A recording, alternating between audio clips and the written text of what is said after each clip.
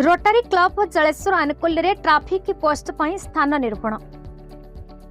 जलेश्वर अग्रणी स्वेच्छासेवी अनुष्ठान रोटारी club of Jaleshwar द्वारा नुआ बजार में निर्माण होगाकू जाउछि traffic post clock tower.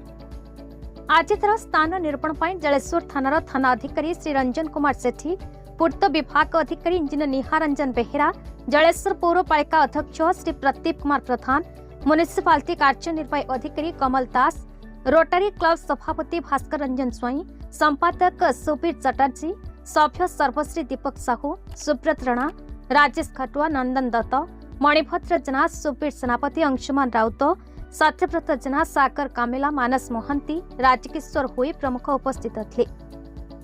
Jaleshwar पौरपालिकार आह्वान क्रमे रोटारी क्लब जलेश्वर द्वारा निर्माण कार्य आरंभ करने आसंता काली भूमिपूजा अनुष्ठित हेबो। अतिशीघ्र निर्माण सारी जनसाधारण सुविधा लोकार्पित हेबो बोली सभापति भास्कर रंजन स्वाई कहते। जलेश्वर मनोज कुमार भूयांकर रिपोर्ट, बीई न्यूज ओडिशा।